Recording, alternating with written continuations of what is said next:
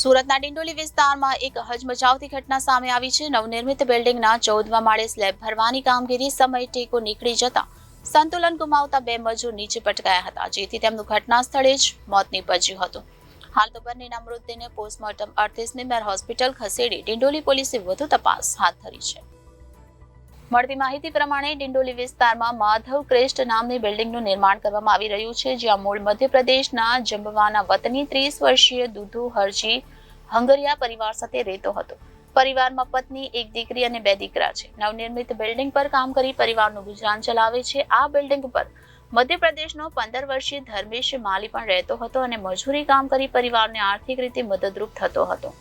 Madhav crest નામની નવનિર્મિત building આખી બની ગઈ છે, જો કે 15મા માળે સ્લેબનો થોડો ભાગ બનાવવાનો બાકી રહી ગયો હતો, જેને આજે ભરવાનું કામ કરવામાં આવી રહ્યું હતું।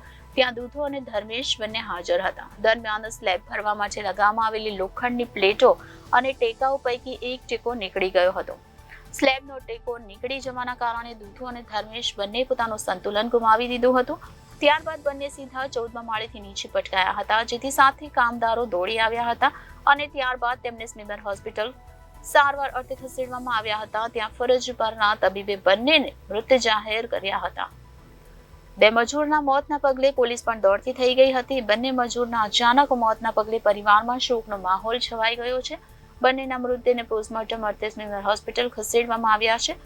ડિંડોલી પોલીસે બંનેના પરિવારજનોના નિવેદન નોંધ્યા છે અને વધુ કાર્યવાહી હાથ ધરવામાં આવી છે। Reporter Arvind Rathod, Janadesh news, Surat.